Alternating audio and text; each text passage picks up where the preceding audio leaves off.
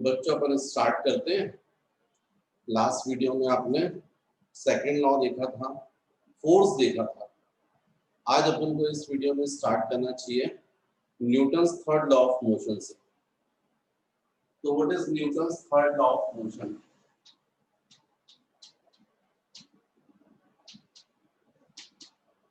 Newton's third law of motion.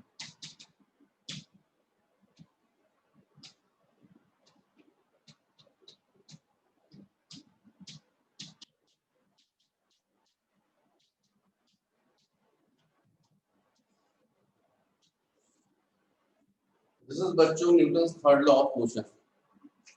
According to Newton's third law of motion, every action has equal and opposite reaction. Newton's third law के हिसाब से हर action का equal और opposite reaction होता है। यहाँ पर आपको ये ध्यान रखना चाहिए कि कभी भी एक्शन और रिएक्शन सिंगल बॉडी पर नहीं होता, टू डिफरेंट बॉडीज होती है। फर्स्ट बॉडी सेकंड बॉडी पर एक्शन करती है, सेकंड बॉडी फर्स्ट बॉडी पर सेम रिएक्शन फोर्स करती है। इक्वल मैग्नीट्यूड का होता है और अपोजिट डायरेक्शन में। तो बच्चों इसमें क्या होता है, कुछ टीचर्स ऐसे होते हैं जो एग्जाम्पल देते हैं Newton's third law of motion के लिए और क्लास में दो स्टूडेंट को खड़ा कर देते हैं और फर्स्ट स्टूडेंट से बोलते हैं कि चलो सेकंड स्टूडेंट को एक चाटा मारो, वो मार देता है। अब सेकंड स्टूडेंट को बोलते हैं चलो आप अपना बदला ले लो, तो चूंकि अब वो फर्स्ट स्टूडेंट पिट चुका है, तो जब वो देता है तो खींच के देता है जम से। तो ये प्रैक्टिकल एग्जाम्पल हो गया है, गलत एग्जाम्पल है, ये एग्जाम्पल सही नहीं है। ये जो Newton's third law of motion का एग्जाम्पल है ये नेचर के ऊपर है। प्रैक्टिकल लाइफ में तो कभी आप किसी एक व्यक्ति को एक गाली देंगे, वो बदले में 10 गाली दे देगा आपको। तो ये नेचर से रिलेटेड नहीं है। नेचर से रिलेटेड ऐसा है कि जैसे आप स्विमिंग करते हैं तो या बोटिंग करते हैं तो डेफिनेटली आप वाटर को पुल करते हैं बैकवर्ड, वाटर आपको पुश करता है फॉरवर्ड। स्विमर जो होता है वाटर को जितना फास्ट पुल करता है जंप से, वाटर उतना ज्यादा फोर्स लगाता है, उतना ज्यादा फोर्स से पुश करता है फॉरवर्ड और फास्ट स्विमिंग करने लगता है। ये है एक्चुअली में नेचुरल एग्जाम्पल। जब हम वॉक करते हैं तो हम अर्थ पर फोर्स लगाते हैं बैकवर्ड, अर्थ हम पर फोर्स लगाती है फॉरवर्ड। और जिस वक्त हम दौड़ते हैं उस वक्त हम अर्थ पर ज्यादा फोर्स लगाते हैं और अर्थ उस वक्त हम पर ज्यादा रिएक्शन फोर्स लगाता है जिससे हम दौड़ने लग जाते हैं। ये एग्जांपल्स हैं एक्चुअली। तो यहाँ पर जैसे टू डिफरेंट बॉडीज हैं, फर्स्ट बॉडी और second body.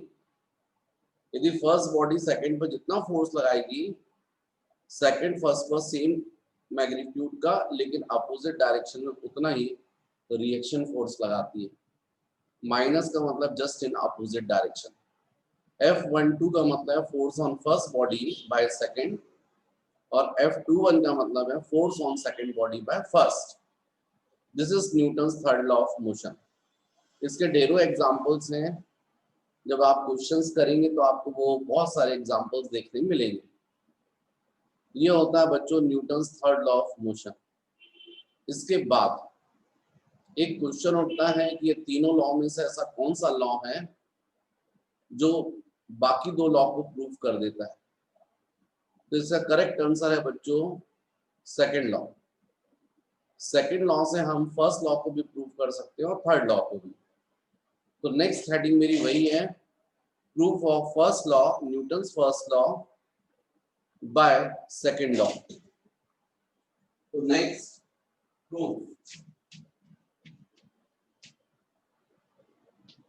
of first law by Newton's second law of motion। तो बच्चों को मालूम है bye second law. F is equal to dp by dt. F is equal to m into v upon dt. F is equal to m into dv by dt. अब if F is equal to 0, यदि force 0 है तो no doubt m into dv by dt भी 0 होगा, क्योंकि force is equal to हमने ये किया है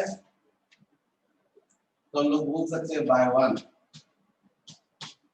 m into dv by dt is equal to 0, means dv by dt is equal to 0, means v is equal to constant, and this is what first law. क्या है first law? In the absence of external force, if the body is in rest, remains continued in rest, and if the body is in motion, remains continued in motion with constant velocity. यदि कोई body initially rest में मतलब v is equal to 0 और यदि उस पर force नहीं लग रहा है f is equal to 0, तो v कैसा मेंटेन रहेगा? 0, मतलब बॉडी रेस्ट में रहेगी। लेकिन यदि बॉडी मोशन में है और फोर्स नहीं लग रहा तो वो मोशन करती रहेगी विद कांस्टेंट वेलोसिटी।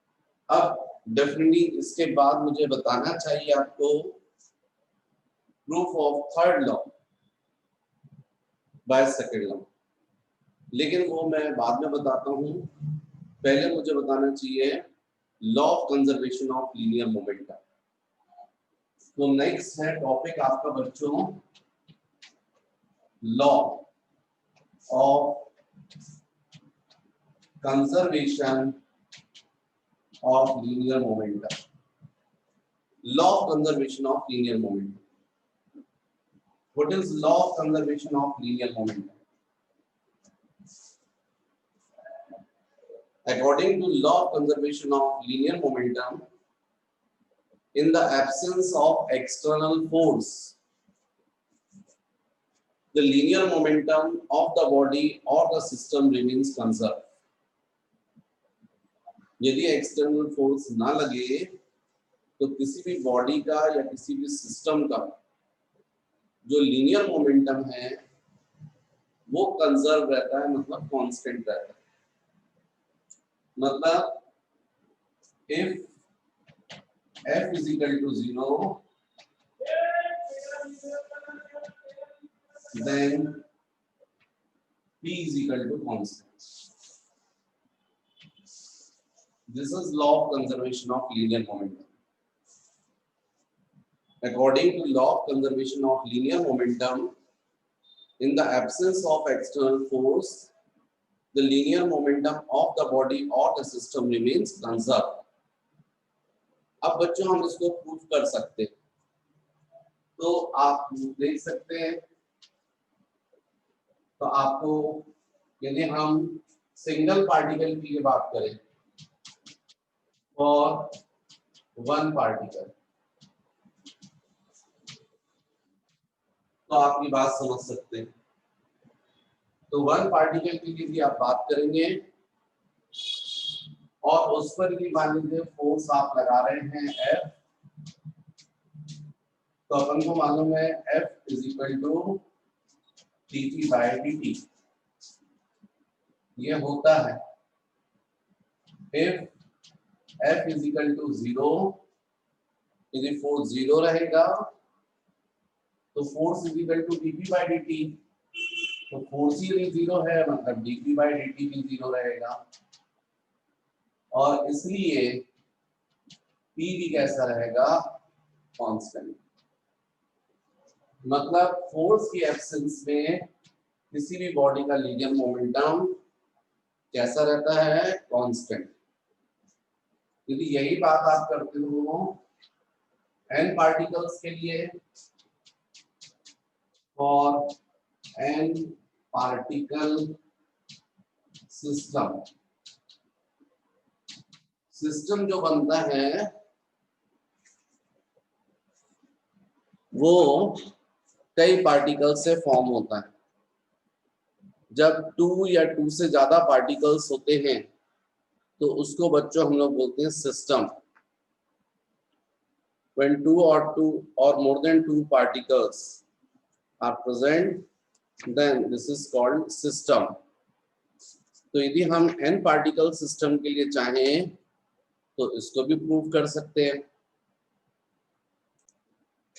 तो बच्चों यदि अपन n पार्टिकल सिस्टम के लिए बात करते हैं ना, तो कभी भी 2 पार्टिकल्स या ग्रुप ऑफ पार्टिकल उसको बोलते हैं सिस्टम। तो यदि मान लीजिए सपोज n पार्टिकल्स हैं और उस पर आप फोर्स लगाते हैं तो क्या हो जाएगा, ddt of P1 plus P2 plus P3 and so on. सबका मोमेंटम चेंज होगा। भाई जब आपने फोर्स लगाया है तो सारे पार्टिकल्स पर फोर्स लगेगा, तो सारे पार्टिकल्स पर टोटल फोर्स लगेगा F1, तो F1 bar plus F2 bar plus F3 bar and so on.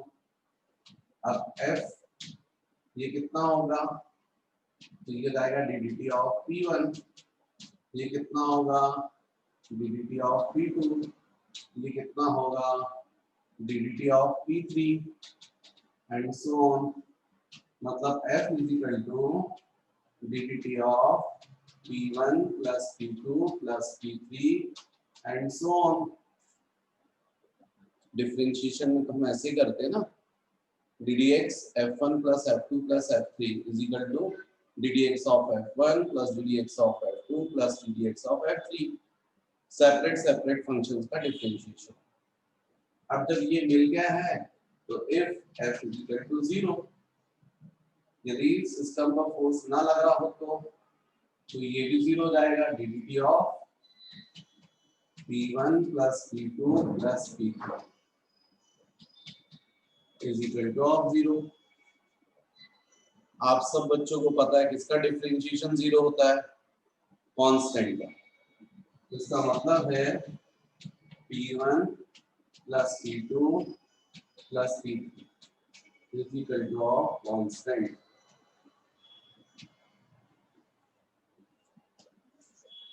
Proof हो गया।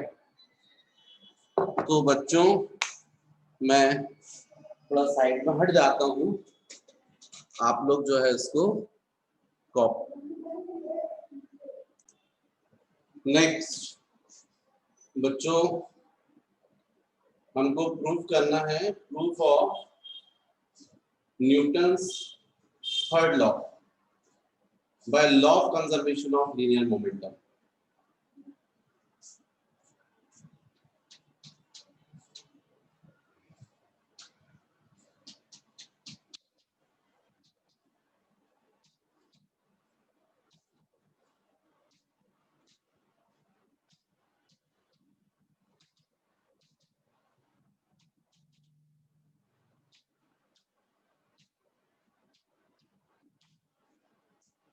तो मान लीजिए यहाँ पर ये 2 बॉडीज है, फर्स्ट सेकंड, फर्स्ट ने सेकंड पर और सेकंड ने फर्स्ट पर फोर्स अप्लाई किया है, एक्सटर्नल फोर्स एब्सेंट है, तो since F is equal to 0, इसका मतलब है P1 plus P2 is equal to of constant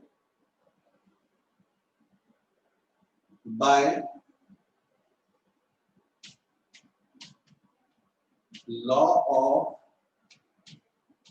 conservation of linear momentum if F external is equal to 0, therefore P1 plus P2 is equal to constant। ये हमने law देखा है, यदि external force absent हो तो टोटल लीनियर मोमेंटम कैसा रहता है, कांस्टेंट। इसका मतलब यदि ये कांस्टेंट है तो ddt of P1 plus P2 is equal to ddt of constant, दोनों तरफ हमने डिफरेंशिएट कर दिया विद रिस्पेक्ट टू टाइम।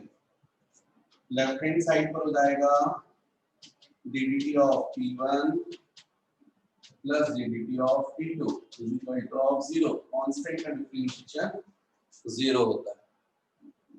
इसका मतलब dP1 upon dt is equal to minus of dP2 upon dt।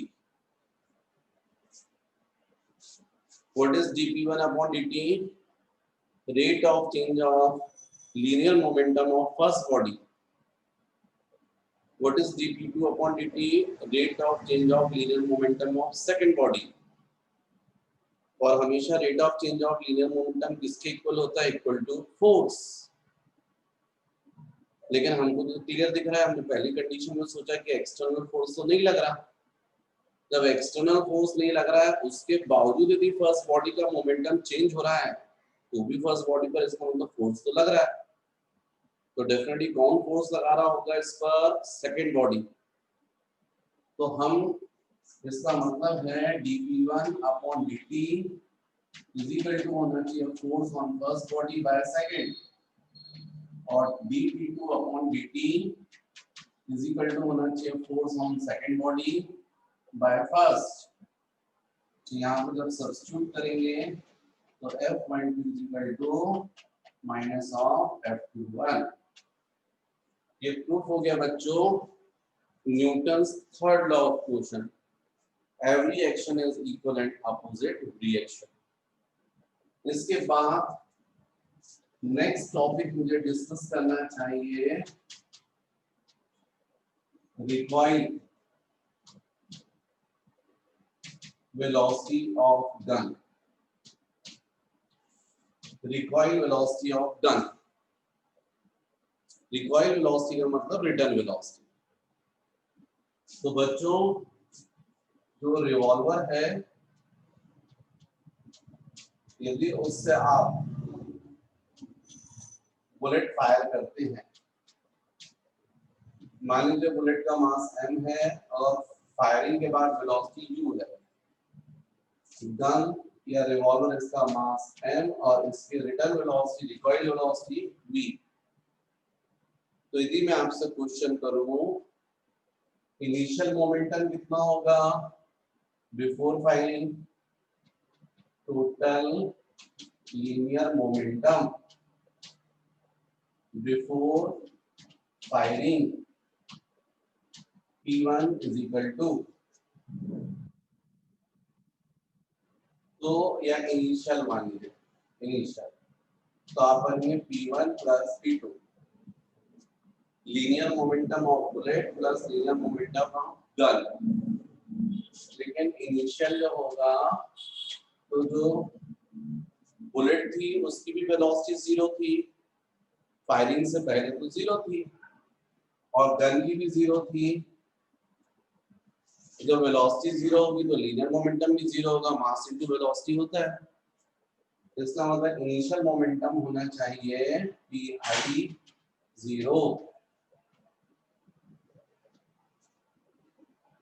अब total linear momentum after firing, total linear momentum after firing Pf, तो आप बोलेंगे P1 dash plus P2 dash. What is P1 dash? linear momentum of bullet after firing, P2 dash linear momentum of gun after firing।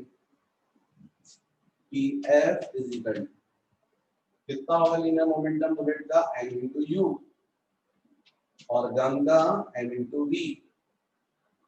ये होगा final momentum. जब बच्चों हम लोग bullet fire करते हैं तो एक्सटर्नल फोर्स नहीं लगता, इंटरनल फोर्स लगता है। बाहर से आप हैमर उठा के हैमर नहीं करते हैं, हैमरिंग नहीं करते हैं कि उसके बाद वो जो बुलेट है वो बाहर निकले, हथौड़ा नहीं मारते हैं, केवल ये ट्रिगर दबा देते हैं। अंदर स्प्रिंग होता है, वो स्प्रिंग ओपन हो जाता है और वो बाहर जाकर धक्का देता है, तो उसका जो पिस्टन है उसकी फोर्स लगता है बुलेट के ऊपर, उससे वो बाहर जाती है, वो पिस्टन जाके टकराता है और उसके कारण बुलेट बाहर निकलती है। तो जो भी फोर्स लगता है इंटरनल फोर्स लगता है, एक्सटर्नल फोर्स एब्सेंट रहता है। तो हम लोग को मालूम है if F external is equal to 0, then by law of conservation of linear momentum, total linear momentum before firing is equal to total linear momentum after firing. तो हम लोग लिख सकते हैं यहाँ पर then by law of conservation of linear momentum, जब आप नोट्स बनाएंगे तो आप पूरा लिखेंगे then by law of conservation of linear momentum, total initial momentum and total final momentum. Total linear momentum before firing is equal to total linear momentum after firing. ये भी पूरा वर्ड्स में लिखेंगे। फिर यहाँ पर वैल्यू रख दीजिए, ये 0 हो जाएगा, ये हो जाएगा m into u plus capital M into v. फिर इसको ट्रांसफर कर दीजिए तो minus m u is equal to capital M into v. इसका मतलब minus m u upon capital M is equal to v. तो इसका मतलब बच्चों जो आपको फॉर्मूला मिला है रिकॉइल वेलोसिटी के लिए, वो फॉर्मूला है v is equal to minus m u upon capital M। तो ये जो फॉर्मूला मिला है बच्चों, इस फॉर्मूले में यदि हम ध्यान दें v is equal to minus m u upon capital M, ये आया। हमेशा रिकॉइल वेलोसिटी मतलब रिटर्न वेलोसिटी जो है उसकी वैल्यू कम होनी। देखिए यहाँ माइनस साइन क्या बता रहा है कि जो गन की वेलोसिटी है ना वो u के अपोजिट डायरेक्शन में, मास का साइन तो होता नहीं है, स्मॉल m मतलब मास ऑफ बुलेट पॉजिटिव होगा, capital M mass of gun ये भी पॉजिटिव होगा। जो बुलेट निकल गई फॉरवर्ड यदि उसकी वेलोसिटी पॉजिटिव लोगे, यदि u पॉजिटिव होगा तो v कैसा होगा, नेगेटिव। मतलब रिकॉइल वेलोसिटी का जो डायरेक्शन रहेगा वो बुलेट की वेलोसिटी के जस्ट अपोजिट। इसलिए जब हम फायर करते हैं तो बुलेट यदि फॉरवर्ड जा रही है तो गन किस तरफ आती है, बैकवर्ड। इसलिए अपन उसको बोलते हैं return velocity. Return velocity means इसी को बोलते हैं रिकॉइल वेलोसिटी ऑफ गन। अभी कम होना चाहिए क्योंकि हम जब फायर करें तो ऐसा ना हो गन तेजी के साथ पीछे आए तो हमको चोट लग जाएगी। और यदि कैनन है, तोप है, उससे यदि आप शेल फायर करोगे तो शेल तो पता चला आगे निकल गया और कैनन जो पीछे भाग गई, वेलोसिटी ज्यादा होगा तो ऐसे ही होगा। तो डेफिनेटली रिकॉइल वेलोसिटी की वैल्यू क्या होनी चाहिए, कम होनी चाहिए। तो कम आप कैसे मेंटेन करोगे, तो इसके लिए न्यूमरेटर कम रखते हैं और डिनोमिनेटर ज्यादा रखते हैं। अब न्यूमरेटर में आप किसको कम कर सकते हो, तो स्मॉल m को कम कर सकते हो, मास ऑफ बुलेट। इसलिए हमेशा बुलेट जो रहती है वो गन के रिस्पेक्ट में काफी छोटी रहती है। यदि कैनन है, तोप है और उससे जो शेल फायर कर रहे हो आप, उसका मास कंपैरेटिवली कैनन के रिस्पेक्ट में काफी कम रहता है। कैनन बहुत हैवी होती है। क्यों हैवी रखा जाता है, क्योंकि डिनोमिनेटर हम लोग ज्यादा कर देते हैं, capital M mass of gun ये ज्यादा होना चाहिए, तभी तो v की वैल्यू कम रहेगी। तो इस तरीके से बच्चों हम लोग रिकॉइल वेलोसिटी की वैल्यू कम रखते हैं। नेक्स्ट इसके बाद जो मुझे टॉपिक आप लोगों को बताना चाहिए वो है रॉकेट प्रोपल्शन। Rocket propulsion.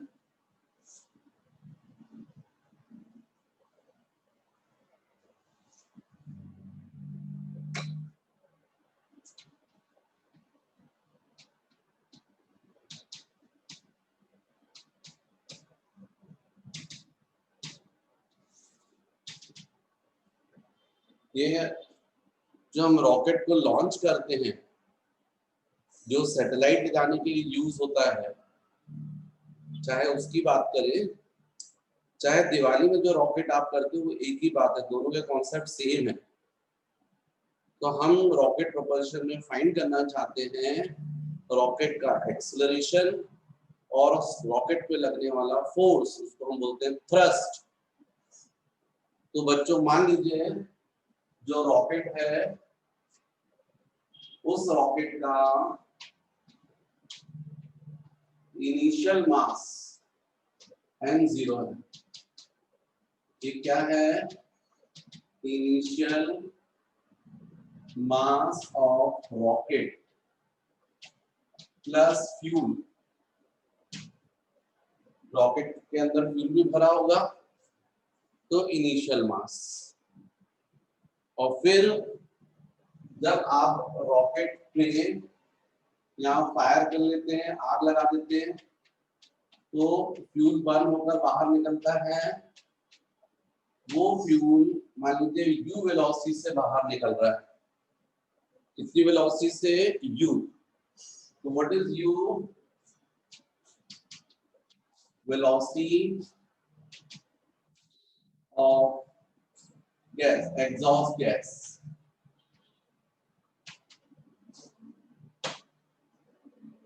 जो गैस फ्यूल बर्न होकर बाहर आ रहा है, स्मोक, उसकी वेलोसिटी। निश्चित रूप से ये फ्यूल बर्न होकर यदि बाहर आ रहा है, तो मान लीजिए शॉर्ट टाइम dt, इसमें फ्यूल का कितना मास बर्न होकर बाहर आ गया? dm। स्मॉल क्वांटिटी के लिए अपन d डिनोट करते हैं, d से डिनोट करते हैं ना। तो शॉर्ट टाइम dt में कितना मास बर्न होकर बाहर आ रहा है? dm। 1 सेकेंड में कितना आ जाएगा बर्न होकर बाहर?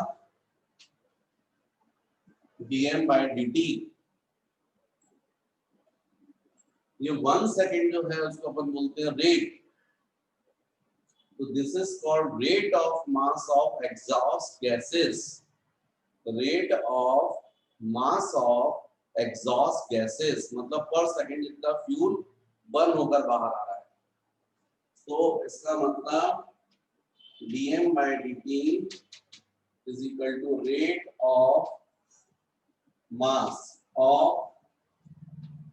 exhaust gases। तो इसका मतलब ये हुआ बच्चों कि यदि फ्यूल बर्न होकर बाहर आ रहा है, मतलब धीरे धीरे फ्यूल ज्यादा निकलता जाएगा, रॉकेट जो इसका मास कम होता जाएगा। तो यदि हम बोलते हैं मास of rocket after time t, तो कितना होगा हम कैलकुलेट कर सकते हैं। भाई शॉर्ट टाइम dt में कितना फ्यूल बर्न होकर बाहर आ गया था? dm। तो t टाइम में फ्यूल कितना बर्न होकर बाहर आ जाएगा? dm upon dt into t। इतना फ्यूल बर्न होकर बाहर निकल जाएगा। मतलब रॉकेट का मास कितना होगा after time t? Definitely initial mass minus ये जो फ्यूल का मास बर्न होकर बाहर आ गया dm by dt into t। Initial mass से इतना मास जो फ्यूल का बर्न होकर बाहर आ गया उसको सब्ट्रैक्ट करना पड़ेगा। ये क्या है? Mass, left mass of rocket after time t। अब यदि मैं क्वेश्चन करूं आपसे कि कितना इसका लीनियर मोमेंटम होगा तो हम लोग बोल सकते हैं bye law of conservation of linear momentum, bye law of conservation of linear momentum, total linear momentum of rocket plus fuel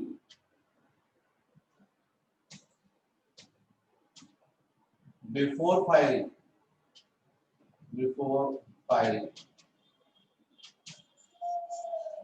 in initial linear momentum of rocket plus fuel before firing या before launching। मान लीजिए अगर rocket को launch नहीं किया है उस वक्त, और फिर हम बोलेंगे total linear momentum, total linear momentum of rocket plus fuel after time t। ये इक्वल होगा, क्यों इक्वल होगा? क्योंकि F एक्सटर्नल 0 है, एक्सटर्नल फोर्स नहीं लग रहा। रॉकेट को जो लॉन्च किया आपने, तो आपने उठा के नहीं फेंका है, उसके ऊपर कोई फोर्स नहीं लगाया आपने। सिंपल सा यहाँ पर जो फ्यूल था, यहाँ पर आपने आग लगा दी थी, एग्जॉस्ट गैसेस डाउनवर्ड निकल रही थी, रॉकेट ऊपर जा रहा था। जो भी हो रहा था, एक्शन और रिएक्शन हो रहा था, इंटरनल फोर्स लग रहे थे, एक्सटर्नल फोर्स एब्सेंट था। और यदि एक्सटर्नल फोर्स एब्सेंट हो तो आपको मालूम है bye law of conservation of linear momentum, in the absence of external force linear momentum of the body or the system remains conserved। the external force चूंकि 0 है, इसलिए total linear momentum, total initial linear momentum, total initial linear momentum of rocket plus fuel is equal to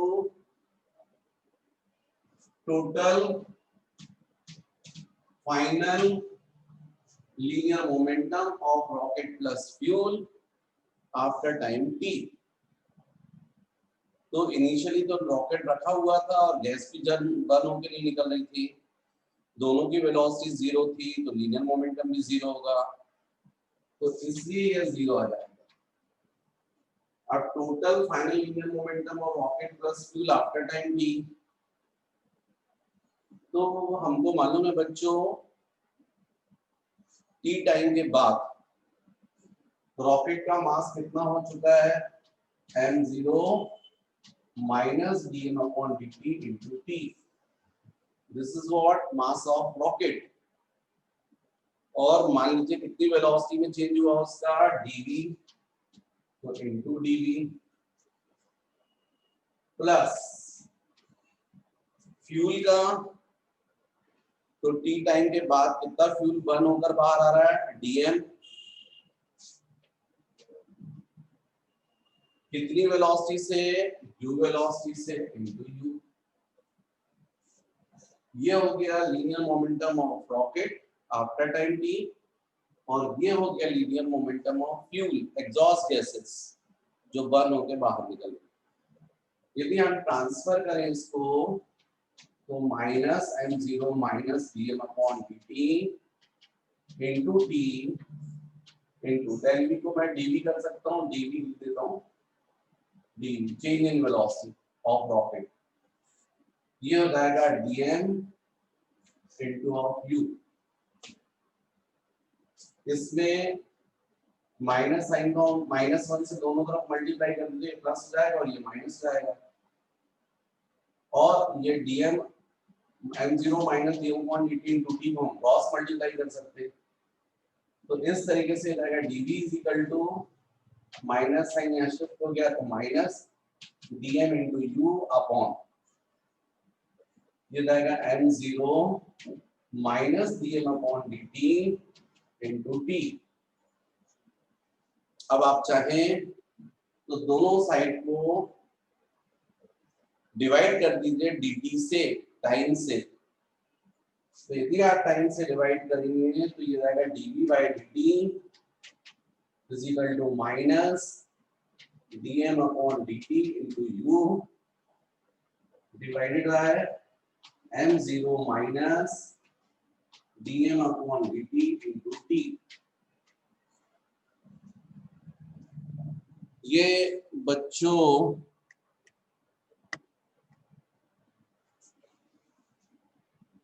मैंने दोनों side divide किया dt से।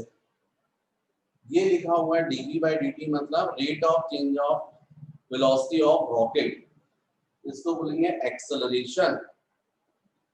तो इस तरीके से हमने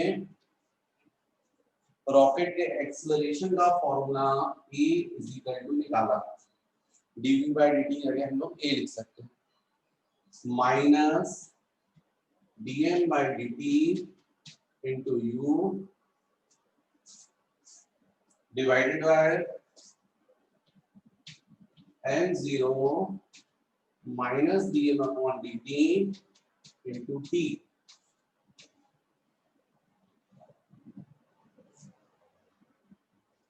इस फॉर्मूले में जो dm बाई dt है तो मैंने यहाँ बताया rate of mass of exhaust gases पर सेकंड, जो गैस बर्न होकर बाहर निकल रही हैं उनका मास है। What is you velocity of exhaust gas, किस वेलोसिटी से निकल रही है। m0 initial mass of rocket plus fuel. तो इस तरीके से बच्चों हम लोग रॉकेट का एक्सेलरेशन कैलकुलेट कर सकते हैं किसी भी पर्टिकुलर टाइम में। यहाँ पर आपको एक ध्यान देना चाहिए कि टाइम तो हमेशा बढ़ता है, कभी भी टाइम रुकता नहीं है।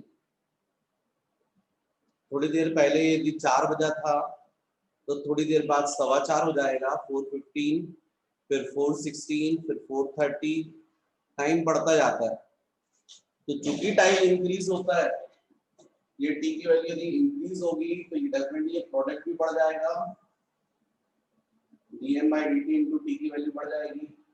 यदि ये वैल्यू इंक्रीज हो रही है मतलब m0 में से ज्यादा वैल्यू सब्ट्रैक्ट होगी, मतलब डिनोमिनेटर जो है वो डिक्रीज होता जाएगा। डिनोमिनेटर डिक्रीज होने का मतलब एक्सेलरेशन जो है वो क्या होता जाएगा, इंक्रीज होता जाएगा। इसका मतलब रॉकेट जो मोशन करता है वो इंक्रीजिंग एक्सेलरेशन से मोशन करता है, इंक्रीजिंग एक्सेलरेशन से। तो ये जो मैंने आपको बताया रॉकेट प्रोपल्शन, उसमें मैंने आपको रॉकेट का एक्सेलरेशन कैलकुलेट करवाया। यदि मैं आपसे बोलूं कि रॉकेट के ऊपर कितना फोर्स लग रहा है किसी भी पर्टिकुलर टाइम पर, क्योंकि रॉकेट पर हर डिफरेंट टाइम पर अलग अलग टाइम पर फोर्स अलग अलग लगता है, उसको बोलते हैं थ्रस्ट। तो थ्रस्ट ऑन रॉकेट, थ्रस्ट मतलब फोर्स, और फोर्स होता है बच्चों मास इनटू एक्सेलरेशन। तो यदि आप ध्यान दें तो मैंने आपको कैलकुलेट करवाया था इसमें, चाहे तो आप वीडियो को रिवर्स करके देखें। तो मैंने मास निकलवाया था रॉकेट का m0 minus dm upon dt into t। ये क्या था, मास of rocket after time t। T time जब मैं उसको लॉन्च किया, मान लीजिए 12 बजे हमने दिन में लॉन्च किया, तो 12:03 पर 3 सेकंड आफ्टर क्या होगा, बहुत सारा फ्यूल बर्न होकर निकल जाएगा, रॉकेट बहुत ऊंचाई पर पहुंच जाएगा, उसका मास बहुत कम बचेगा। जो उसका मास है वो और जो रॉकेट का उस वक्त एक्सेलरेशन होगा उसका जो प्रोडक्ट होगा उतना फोर्स लगेगा रॉकेट पर, उसको थ्रस्ट बोलेंगे। तो थ्रस्ट का मतलब मास इनटू एक्सेलरेशन। यदि हम इसमें एक्सेलरेशन की वैल्यू रखते हैं m0 minus dm/dt into t into a की वैल्यू रखते हैं minus dm/dt into u divided by m0 minus dm/dt into t। तो ये कैंसिल हो जाएगा और फोर्स F की वैल्यू आएगी माइनस dm/dt इनटू u। यहाँ माइनस का मतलब है कि रॉकेट पर जो फोर्स लगता है वो एग्जॉस्ट गैसेस की जिस डायरेक्शन में वेलोसिटी होती है उसके अपोजिट लगता है। मतलब गैसेस यदि डाउनवर्ड निकल रही हैं तो फोर्स कैसा लगेगा, अपवर्ड। तो फोर्स की वैल्यू हम इससे निकाल सकते हैं। तो ये हो गया बच्चों रॉकेट प्रोपल्शन। नेक्स्ट मुझे थोड़ा सा बताना है आपको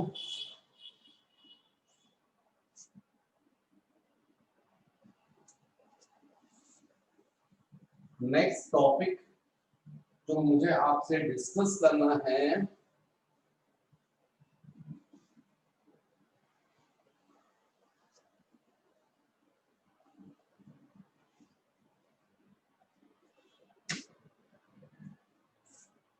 वो डिस्कस करना है फिक्टिशियस एक्सेलरेशन।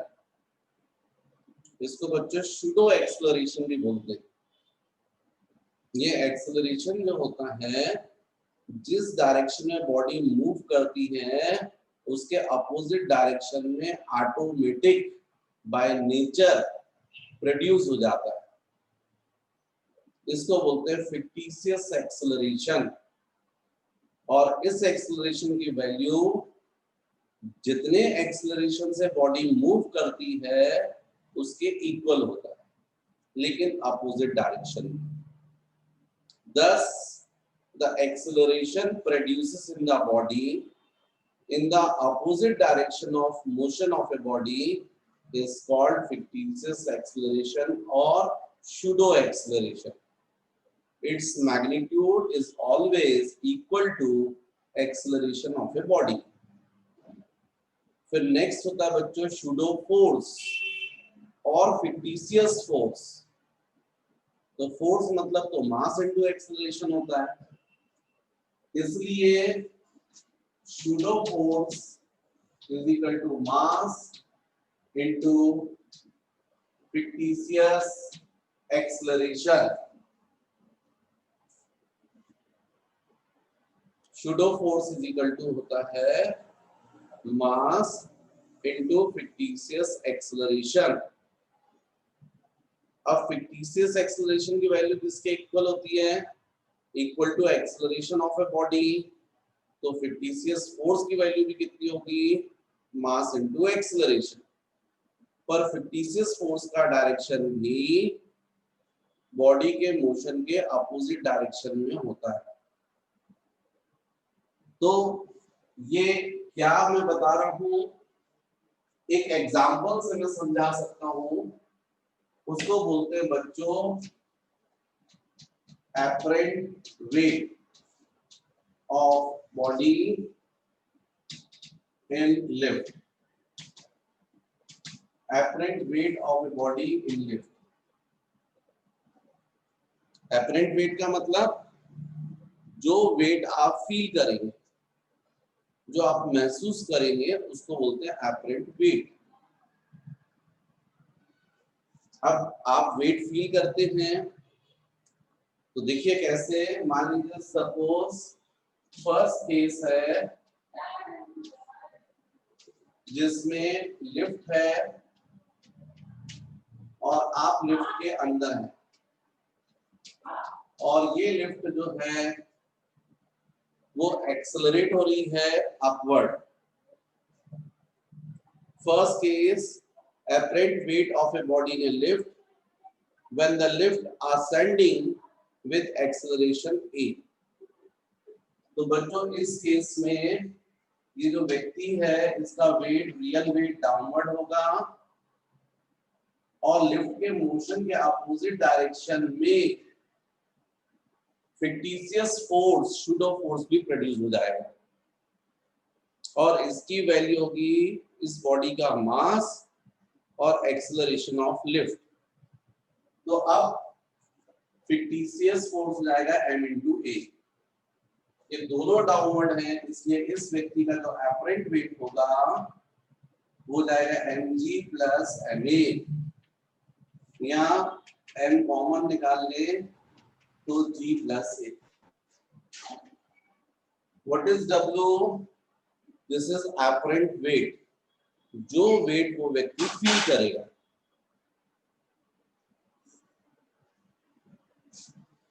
मतलब ये व्यक्ति अपने आप को हैवी फील करेगा, real weight plus some value. और ऐसा आप प्रैक्टिकली दिखते हैं जब आप लिफ्ट में खड़े होते हो, जैसे लिफ्ट चलने लगती है अपवर्ड तो आप अपना वेट, अपने आप को हैवी फील करते होंगे। सेकेंड केस में लिफ्ट है और ये मूव कर रही है डाउनवर्ड विद एक्सेलरेशन a। इसके अंदर यदि व्यक्ति खड़ा है तो वो व्यक्ति अपना वेट कितना फील करेगा? तो इसका रियल वेट बच्चों डाउनवर्ड होगा, पर इस पर फिक्टिशियस फोर्स, सूडो फोर्स लगेगा अपवर्ड, मोशन के अपोजिट। लिफ्ट किस तरफ आ रही है? डाउनवर्ड, फिक्टिशियस फोर्स लगेगा अपवर्ड। कितना होगा? मास इनटू एक्सेलरेशन। तो इस व्यक्ति का एपरेंट वेट अब कितना होगा? mg माइनस ma या m into g minus a। कैसा फील करेगा? ये लाइट फील करेगा, रियल वेट में से कुछ वैल्यू कम हो जाएगी, लाइट फील करेगा। थर्ड,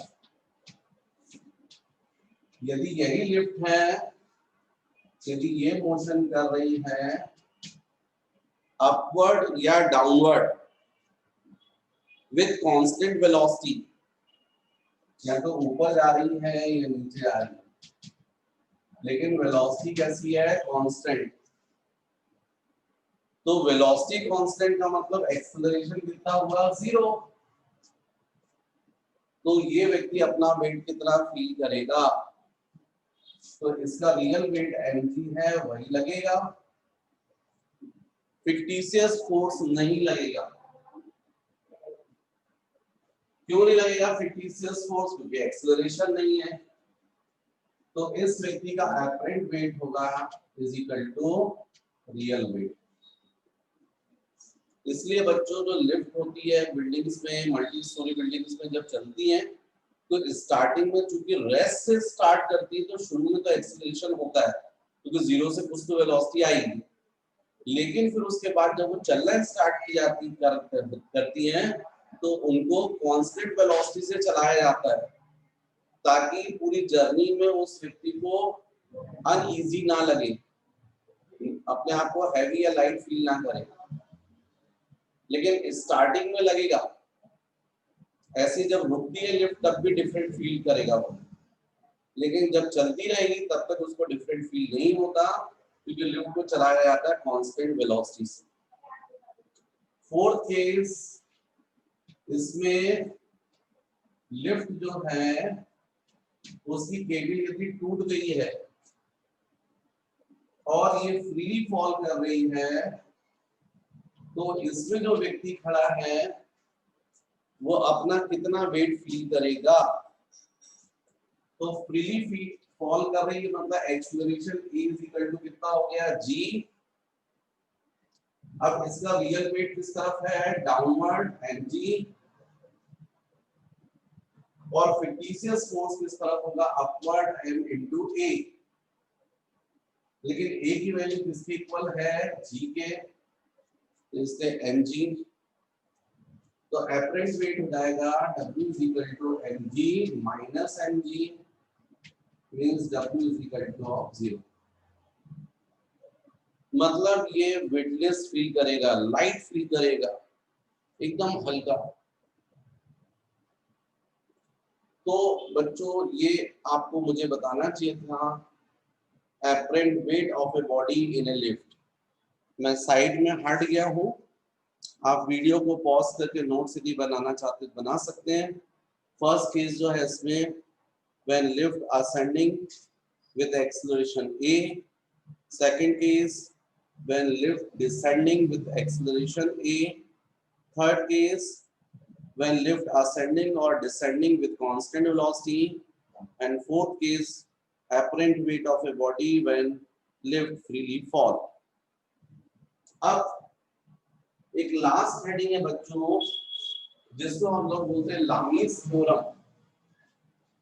लामीस थ्योरम, लामीस थ्योरम से पहले यदि मैं आपसे बोलूं कॉनकरेंट फोर्सेस, मतलब किसी भी बॉडी के ऊपर यदि कई फोर्स लगते एक साथ, F1, F2, F3, F4, F5, यदि किसी बॉडी पर साइमल्टेनियसली एक साथ कई फोर्स लगाए जाए तो उनको बोलते हैं कॉनकरेंट फोर्सेस। और यदि इन कॉनकरेंट फोर्सेस का वेक्टर सम 0 हो तो वो बॉडी कैसी रहती है, इन इक्विलिब्रियम। तो इन इक्विलिब्रियम, कोई बॉडी यदि इक्विलिब्रियम में है, इन इक्विलिब्रियम, इन फोर्सेस का वेक्टर सम कितना होना चाहिए, 0।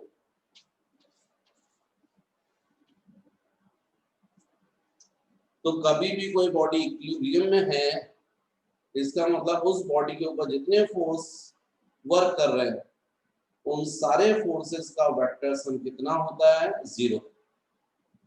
एक और बच्चों लास्ट टॉपिक जिसको हम लोग बोलते हैं लामीस थ्योरम। ये लामीस थ्योरम ये है कि जब कोई बॉडी पर 3 कॉनकरेंट फोर्सेस वर्क कर रहे हो, कॉनकरेंट फोर्सेस, और यदि बॉडी इक्विलिब्रियम में है तो इन इक्विलिब्रियम,